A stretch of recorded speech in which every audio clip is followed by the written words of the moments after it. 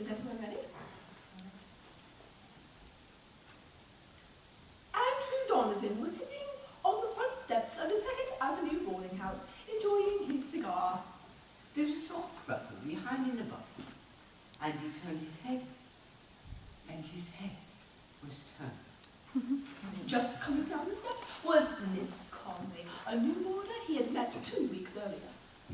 She wore a nice black dress. She stood upon the top step, not a speck of white or a spot of colour about her dress anywhere.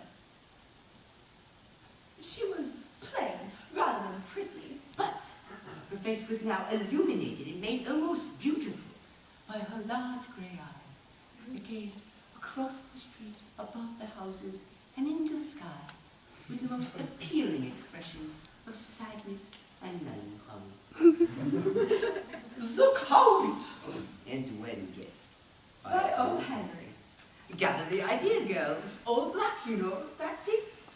All black in that sad, faraway look, and try to look as if your young life had been blighted, just as it was about to give a hop, skip, and a jump over the threshold of life.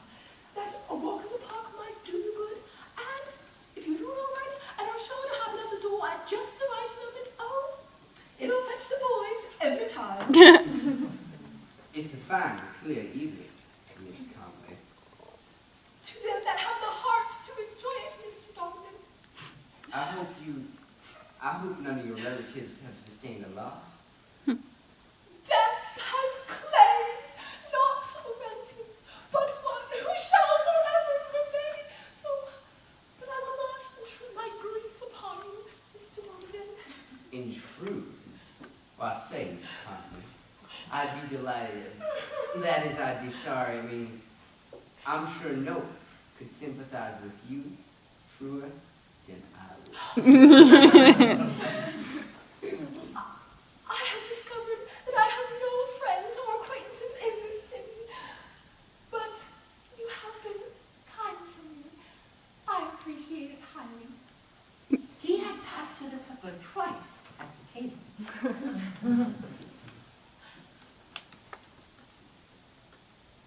It is tough being alone in New York, but Yes, it is. Say you took a stroll in the park, Miss Conway. Don't you think it might chase away some of your molly grubs? And if you'd allow me, I'd be delighted, Mr. Donovan. That is, if you think the heart of one who must eternally be filled with gloom and sorrow could be in any way acceptable to you. from the iron rail gates of the old downtown park, they strode and found a quiet bench. He was my fiancé, Mr. Donovan. We were to be married this spring. But I don't want you to think that I'm stringing you, but he was a real count.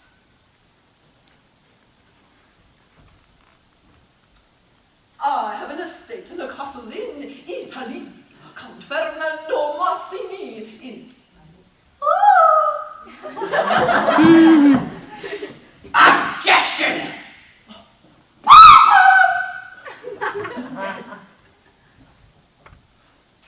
But once Fernando and I eloped, Papa overtook us, and then he took us back. I was afraid that Papa and Fernando would fight. Shit!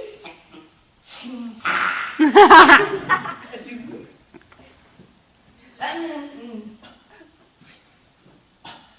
Ting, ting! You may be married next spring. I'll show you proofs of my title and wealth. Then I shall go back to Italy and get the castle ready for us.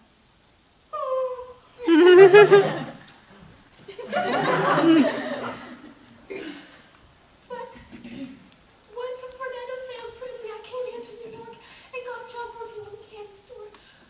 But 3 weeks ago, I got a letter from Italy saying that Fernando had been killed in a gondola accident.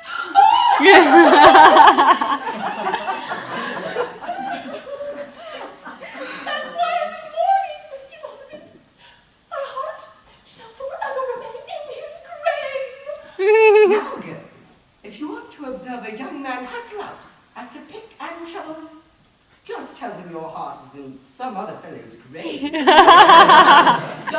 are grave robbers by nature. Ask any widow. Something must be done to restore that missing organ to weeping angels in mourning. Dead men certainly enthused of its own old size. I'm awful sorry, Miss Conway. And don't say you have no friends in this city. I'm awful sorry. I don't want you to believe it. I'm your friend. I have his picture here in my locket. He gave it to me the night before he left Ridley.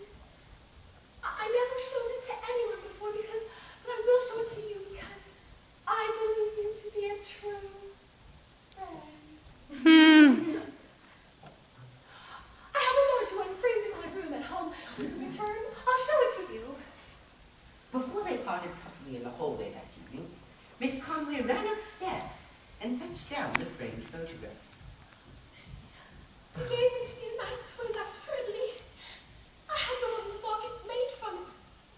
They are all I have left to remind me of my Fernando. But he shall forever remain present in my heart. That is a sure thing. A fine-looking man. How would it suit you, Miss Conway? Give me the pleasure of your company next Sunday afternoon? 2 months later, They announced their engagement. but Miss Conway continued to wear black. A week later, the two sat together on a bench in the downtown park. But Mr. Drummond had worn a look of abstracted gloom all day. What is it, Andy?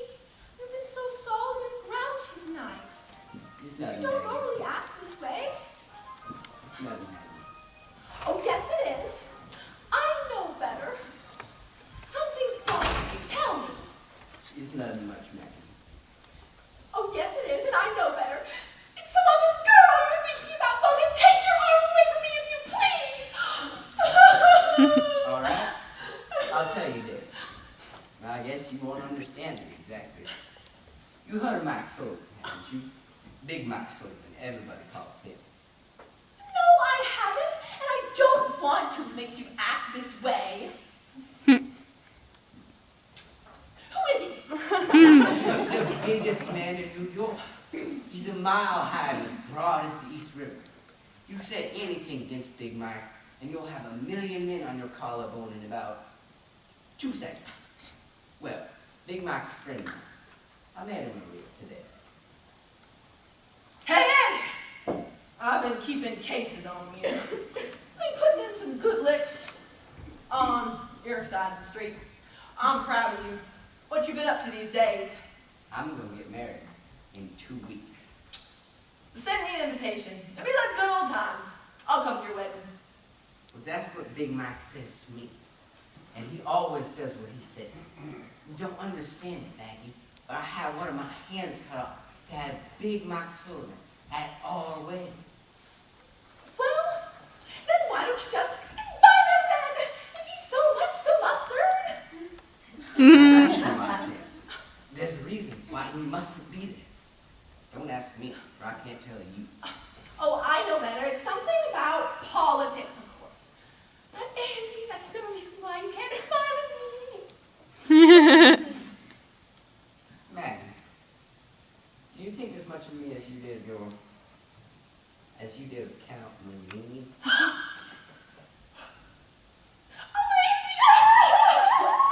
There. What is it now? I lied to you. And I feel that I must tell. Andy, you will never love me or forgive me, but there never was so much of even a finger of a count. I never had a beau in my life. But all the other girls did, and they talked about him.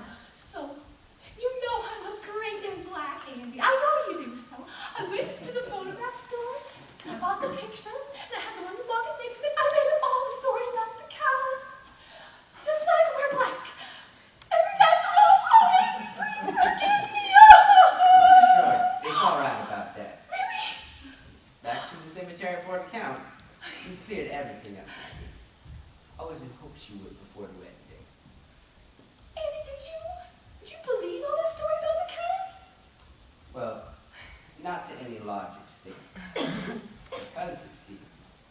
It's Big Mac Sullivan's picture that you got in that locket of yours.